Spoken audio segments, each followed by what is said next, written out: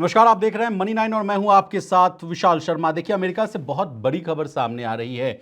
कहा जा रहा है कि वहां माल यानी जो गुड्स है उसकी मांग जो है यानी जो डिमांड है वो अचानक से गिर गई है। कंटेनर इंपोर्ट्स में तेज गिरावट है। रिटेल ऑर्डर्स जो हैं वो रुक से गए हैं और कंपनियों का जो रिस्क है वो बढ़ता हुआ नजर आ रहा है। कहा तो ये भी जा रहा है कि कंपनियों को इस रिस्क से बचाने के लिए जो है कई प्रयास करने पड़ सकते हैं, यानी हालत जो है वो बहुत खराब होती हुई नजर आ रही है। एक टर्म सामने आ रहा है, अब वो टर्म हम मैं आपको से साथ जो है साझा करना चाहता हूं। कहा जा रहा है कि अमेरिका में गुड्स रिसेशन की शुरुआत हो चुकी है। अब गुड्स रिसेशन क्या है, इसको पहले बहुत ही आसान भाषा में समझने की कोशिश करिए।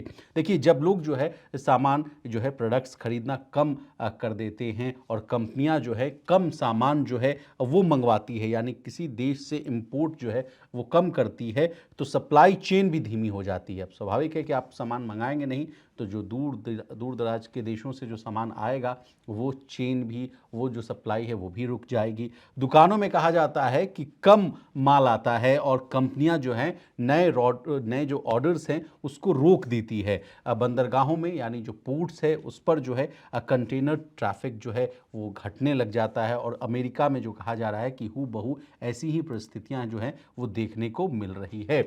अब ये तो बात हो गई गुड्स रिसेशन की। अब बात समझने की कोशिश करते हैं कि ऐसे हालात हुए क्यों। इस कहानी में बहुत सारा डेटा होगा, इसलिए मैं बहुत ही आसान भाषा में विस्तार से समझाने की आपको कोशिश करूंगा। कहा जा रहा है कि अमेरिकी राष्ट्रपति डोनाल्ड ट्रंप की जो ट्रेड को लेकर जो पॉलिसी थी, जो टैरिफ वॉर था, वो नीतियां जो हैं, वो जो पॉलिसीज है उसका असर जो है कहा जा रहा है कि निगेटिव रूप में पड़ता हुआ दिख रहा है। अब वो जो असर है वो पूरी लॉजिस्टिक्स और ट्रांसपोर्ट इंडस्ट्री पर साफ तौर पर दिख रहा है। अब साल की शुरुआत से ही कहा जा रहा है कि रिकॉर्ड जो है, उस समय तो कहा गया कि बड़े रिकॉर्ड्स जो है इंपोर्ट हुए, क्योंकि उस समय लग रहा था कि बहुत भारी भरकम जो है जो इंटरेस्ट रेट्स कहिए, जो टैरिफ्स कहिए, वो लगने वाले हैं। इस वजह से लोग डरकर शुरू में ही जो है भर भर कर सामान मंगा लिए। लेकिन अब बड़े बड़े जो है अमेरिकी पोर्ट्स जो है उसमें जो आयात है यानी जो इंपोर्ट है वो लगातार तेज़ी से गिर रहा है। फ्रीट यानी फ्रीट को भी मैं बहुत ही आसान भाषा में डिकोड करता हूँ आपको, माल ढुलाई इसको कहते हैं।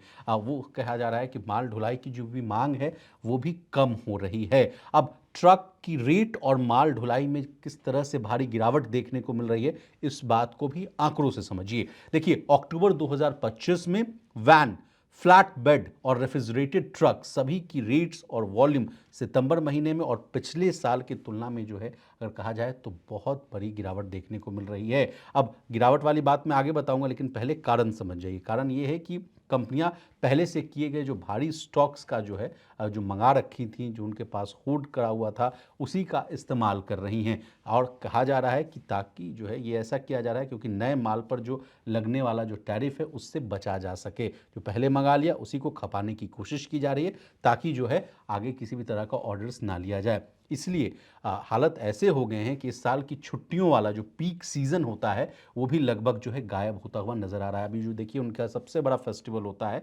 अमेरिका में क्रिसमस को लेकर, इस समय वहाँ पे जमकर बाइंग होती है, क्रिसमस सेल होता है, वो सब चीज़ें जो हैं नदारद होती हुई नजर आ रही हैं। लोग जो है सड़कों पर नहीं दिख रहे हैं, खरीदारियाँ नहीं हो रही है। अब इसी बात को आंकड़ों से समझिए, यानी जो वॉल्यूम कितना गिरा है इसको समझते हैं आंकड़ों से। देखिए, वैन लूट का जो मामला है वो मंथ और मंथ बेसिस पर अगर देखें तो उसमें 3% की गिरावट है। अगर साल दर साल बेसिस पर अगर हम देखें ईयर ऑन ईयर बेसिस पर तो 11% की गिरावट है। रेफ्रिजरेटेड लूट की बात की जाए तो उसमें महीने दर महीने आधार पर जो है 2% की गिरावट है और ईयर ऑन ईयर बेसिस पर 7% की गिरावट है। फ्लैट बेड की बात की जाए तो मंथ ऑन मंथ बेसिस पर 4% और ईयर ऑन ईयर बेसिस पर 3% की गिरावट है। अब क्यों गिर रहा है ये व्यापार यानी जो बिजनेस क्यों गिर रहा है, इसके पीछे का कारण है कमजोर हाउसिंग और मैन्युफैक्चरिंग। दूसरा कारण कहा जा रहा है कि ईंधन महंगा हो गया, फ्यूल प्राइसेस जो महंगी हो गई। अब जिस तरह से फ्यूल प्राइसेस का कोरिलेशन आप जानते हैं, जिस तरह से जियो पॉलिटिकल टेंशंस को लेकर जो चिंताएं रहती हैं उससे जो है क्रूड ऑयल की कीमतें भी जो है उसमें भी बहुत वॉलेटिलिटी आ जाती है। लगता है कि अब सप्लाई चेन क्राइसिस हो जाएगा, कीमतें बढ़ जाएंगी, क्या हो जाएगा, अनसर्टेनिटीज़ बढ़ जाती हैं। इस वजह से जो है तेल की कीमतों में भी उछाल आने लगता है। कंपनियों ने साल की शुरुआत में भी ज़्यादा आयात कर लिया था, ज़्यादा इंपोर्ट कर लिया था ताकि वो टैरिफ से बच सकें। ये भी एक बहुत बड़ा कारण माना जा रहा है। फिर कंज्यूमर्स की जो है कमज़ोर डिमांड जो है, ये चौथा कारण है जिसकी वजह से कहा जा रहा है कि व्यापार जो है, जो बिज़नेस है वो गिरता हुआ नज़र आ रहा है। अब पोर्ट्स पर कैसा असर हो रहा है, क्योंकि जो आप इंपोर्ट एक्सपोर्ट का आंकड़ा जो है वो आदमी बंदरगाह के आंकड़ों से भी समझ पाता है, क्योंकि वहीं पर जो है सारे माल आते हैं विदेशों से, उतरते हैं, फिर दूसरे राज्यों में जाते हैं, दूसरे देशों में जाते हैं। तो पोर्ट्स पर क्या असर होता है, इस बात को भी समझ लेते हैं। सरकारी डेटा दिखाता है कि अगस्त में जो है इंपोर्ट जो है जुलाई से 18.4 बिलियन कम हो गया है। और लॉन्ग बीच पोर्ट ने बताया है कि चीन से आने वाला जो माल है वो 16% कम हो गया है। लॉस एंजलिस पोर्ट के वॉल्यूम भी गिर चुके हैं। फर्नीचर, इलेक्ट्रॉनिक्स और खिलौने के जो इंपोर्ट है उसमें तेज गिरावट देखने को मिल रही है। ऐसे भी खबरें आ रही हैं कि चीन ने अमेरिकी सोयाबीन की बजाय जो है ब्राज़ील से जो है सोयाबीन खरीदने की योजना बना दी थी, जिससे हुआ क्या कि अमेरिकी जो है एग्रीकल्चर इंपोर्ट्स जो है, एक्सपोर्ट से माफ़ कीजिएगा, जो निर्यात है वो भी प्रभावित होता हुआ दिख रहा है। यानी अमेरिका से सोयाबीन चीन ने नहीं खरीदा, बल्कि ब्राज़ील से सोयाबीन खरीदने की कोशिश की गई। तो इस वजह से जो है अमेरिका का जो है एक्सपोर्ट वो भी मार पड़ता हुआ उस पर भी नज़र आ रहा है। पहले फ्रंट लोडिंग हुई थी, इस बात को भी समझने की कोशिश करेंगे। जैसा कि मैंने आपको इस कहानी की शुरुआत में आपको बताया था कि फ्रंट लोडिंग वाली बात, यानी पहले लोग जो है भर भर कर सामान मंगा लिए थे। अब इसी बात को समझिए, कंपनियों ने देखिए साल की शुरुआत में ही ज़्यादा कंटेनर मंगा लिए थे ताकि वो टैरिफ बदलने से पहले स्टॉक्स को जो है भर लें। इस वजह से अब जो है डिमांड कम होती हुई नज़र आएगी। अब मान लीजिए डेली आपको जो है किसी वस्तु की, या एक महीने में आपको 10 चीज़ चाहिए होगा, आप पहले ही सोच रहे हैं कि उस चीज़ की कीमत बढ़ने वाली है, आप साल की शुरुआत में उस चीज़ों को, उस 10 चीज़ के बजाय आप 100 चीज़ ले आए, तब आप तो लगातार 10 महीने तक आप उस चीज़ को खरीदेंगे नहीं। तो ये हाल हो गई है। इसको मैंने बहुत ही आसान भाषा में आपको समझाने की कोशिश की। अब वेस्ट कोस्ट पर कुल ग्लोबल कंटेनर जो है वो 10% के ऊपर है। आंकड़ा ये साल दर साल बेसिस के आंकड़ा है, लेकिन अब इसमें गिरावट देखने को मिल रही है। ईस्ट कोस्ट पोर्ट पर भी जो है हल्की 2% की बढ़त, लेकिन चीन से आने वाले जो कंटेनर हैं वो 12% तक कम होते हुए नज़र आ रहे हैं। अब जैसा कि आप मुझे देखते होंगे मनी 9 पर, तो मेरा एक बड़ा पसंदीदा सा शब्द है कि what is the way forward, मतलब अब आगे क्या होगा। तो इस पर हम तमाम जो है इकोनॉमिस्ट से, मार्केट एक्सपर्ट से हम लोगों ने राय मशवरा करने की कोशिश की, तो ये बातें सामने आई कि दिसंबर 2025 में अमेरिका के जो आयात हैं, यानी जो इंपोर्ट हैं, वो 16.6% तक गिर सकते हैं। तो ये बहुत ही ख़राब आंकड़ा है। मतलब आगे भी जो है स्थिति बदस्तूर जो है वो ख़राब ही रहने वाली है। और कहा जा रहा है कि अभी हालात में कोई सुधार के संकेत नहीं दिख रहे हैं। लोग महंगाई के कारण जो है कम खरीदारी कर रहे हैं, ऐसी भी बातें सामने आ रही हैं। रिटेल कंपनियों के भी नतीजे जो हैं वो मिले जुले हैं। होम डिपार्ट और जो टारगेट है वो कमजोर आया है। वॉलमार्ट मजबूत है, क्योंकि लोग जो है वैल्यू वाली खरीदारी पर शिफ्ट हो रहे हैं। यहाँ पर आपको जैसे पता ही होगा कि वॉलमार्ट में जो है थोड़ा सा सस्ता जो है सामान मिलता है, तो लोग वहाँ जा रहे हैं। लेकिन जो महंगी चीज़ें हैं, फैंसी चीज़ें हैं, लग्जरी की जो आइटम्स है, उसको खरीदने से बच रहे हैं। अब बड़े संकेत की बात कर लेते हैं। जो जिस तरह से मैंने गुड रिसेशन की बात कही आपको, तो विशेषज्ञों के अनुसार कहा जा रहा है कि कंटेनर का जो इस्तेमाल है वो 100% से घटकर अब 91% ही रह गया है। स्पॉट रेट जो है 2 साल के निचले स्तर पर चले गए हैं। फर्नीचर का जो इंपोर्ट है वो 33% गिरना, खिलौने केवल 17% का है, उसमें बढ़त है।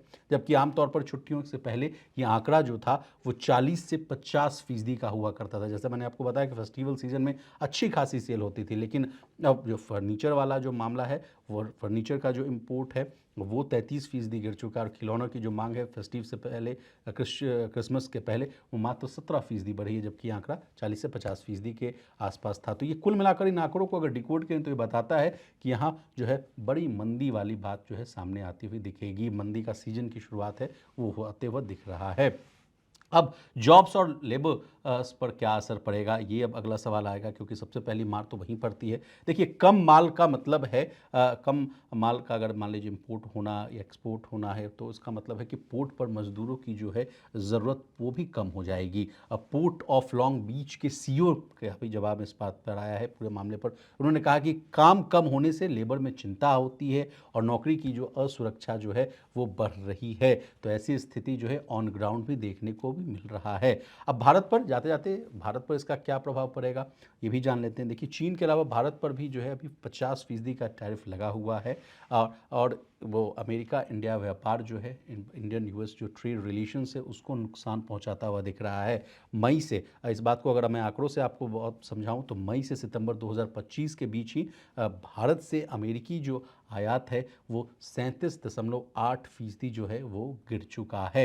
यानी जो भारत से जो सामान जाता था, हम लोग बहुत ज़्यादा अच्छी खासी मात्रा में एक्सपोर्ट करते थे अमेरिका को, तो वहाँ भी गिरावट आती हुई नज़र आ रही है। जैसा कि मैंने आपको आंकड़ों से बताया, 37.5% के आसपास की गिरावट आ चुकी है। अब अमेरिका की बात हो रही है तो एक और रिपोर्ट है, रिपोर्ट कह रही है कि अमेरिका की के शेप इकॉनमी की हालत भी जो है ख़राब होती हुई नज़र आ रही है। अब के शेप इकॉनमी क्या है, इस बात को भी समझने की कोशिश करते हैं। देखिए, अमेरिका की अर्थव्यवस्था जो है वो दो हिस्सों में बढ़ती हुई दिखाई दे रही है। इसे की शेप इकॉनमी कहा जा रहा है। इसका मतलब है, इसको आसान भाषा में समझा रहा हूँ मैं, इसका मतलब है कि अमीर और ऊंची इनकम वाले लोग तो ठीक ठाक चल रहे हैं, लेकिन नीचे की आय वाली जो लोग हैं, जिनकी कमाई कम है, उनकी हालत लगातार बिगड़ती हुई नजर आ रही है। अब निचली आय वाली वर्ग की जो स्थिति क्यों बिगड़ रही है, इसका भी कारण आप समझिए। देखिए, कहा जा रहा है कि कोविड के समय से ही, यानी जो महामारी के समय से ही, जो उनकी जमा की गई जो डिपॉजिट्स थी, जो बचत थी, वो अब लगभग खत्म हो चुकी है। क्रेडिट कार्ड का जो कर्ज है वो कहा जा रहा है कि 1.3 ट्रिलियन डॉलर के ऊपर पहुंच गया है। कई लोग जो है कर्ज की किस्तें जो हैं वक्त पर नहीं चुका पा रहे हैं, खासकर जो यंगस्टर्स हैं, यानी जो युवा हैं और कम आय वाले जो परिवार हैं, वो जो है किस्तें जो हैं ईएमआई जो है वो नहीं चुका पा रहे हैं।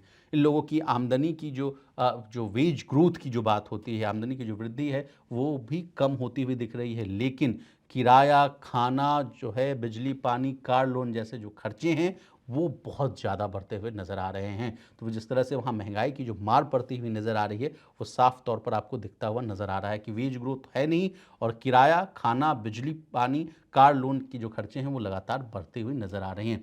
नतीजा ये है कि लोग जो है अपने खर्चों में कटौती कर रहे हैं, कम खाने के लिए बाहर जा रहे हैं, कम खरीदारी कर रहे हैं, और गैर जरूरी जो चीज़ें हैं उस पर पैसा नहीं खर्च करना चाह रहे हैं।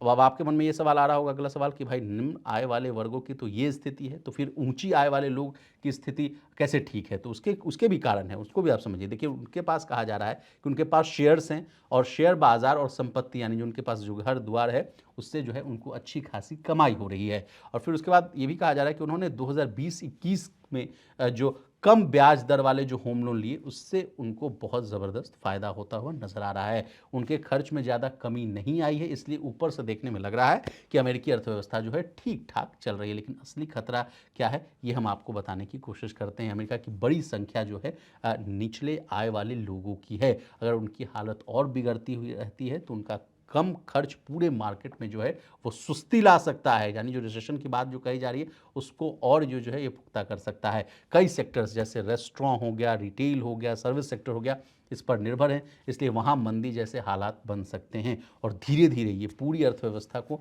नीचे जो है वो खींचता हुआ नज़र आएगा।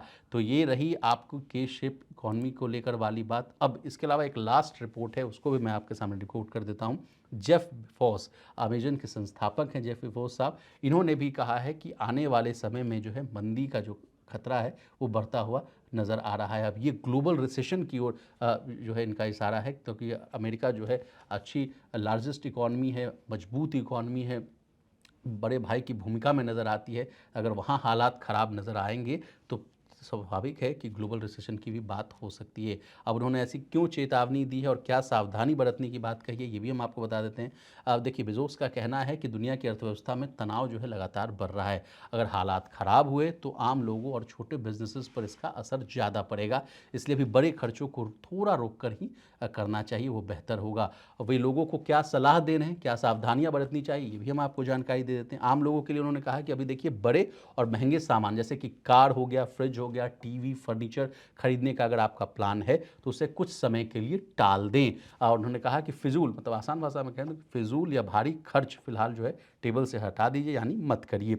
छोटे कारोबारियों के लिए क्या उन्होंने सलाह दिया, वो कह रहे हैं कि अभी नए जो है बड़े निवेश करने से आप बचिए, महंगी मशीनें ना खरीदें, नया ऑफिस ना खरीदें, बड़े प्रोजेक्ट्स इन्हें जो है फिलहाल रोकना जो है आपके लिए बेहतर होगा। तो सावधानी वो शेयर करते हुए नज़र आ रहे हैं। अब आगे की जो सोच क्या है जेफ बेजोस की, वो हम आपको बता देते हैं। बेजोस का मानना है कि अभी भले कठिनाई बढ़ सकती है, लेकिन लंबी अवधि में जो है फ्यूचर थोड़ा उनको अच्छा लग रहा है। वे कहते हैं कि अमेरिका का जो है भविष्य भविष्य वो उज्जवल रहेगा और टेक्नोलॉजी में जो है तेज़ी से डेवलपमेंट होगा। जैसे स्पेस ट्रैवल आम लोगों के लिए भी जो है संभव हो सकता है। तो ऐसी भी बातें कह रहे हैं कि फ्यूचर इज़ ब्राइट, लेकिन अभी फ़िलहाल जो है जियोपॉलिटिकल टेंशन्स और तमाम तरह की जो अनसर्टेनिटीज़ है उस वजह से जो है थोड़ा-सा है डामाडोल स्थिति होता हुआ नज़र आ रहा है। तो चलिए अब यहीं पर आपको विराम देते हैं और अमेरिका से जुड़ी हुई तमाम खबरों को आज हमने कोशिश किया आपको डिकोड करने की, आपके सामने बिल्कुल आसान भाषा में समझाने की। आपको हमारी ये डिटेल रिपोर्ट कैसी लगी कमेंट कर ज़रूर बताइएगा और इसी तरह देश, दुनिया और बिज़नेस जगत से जुड़ी तमाम ताज़ा तरीन खबरों के लिए बने रहिए हमारे साथ और देखते रहिए मनी9।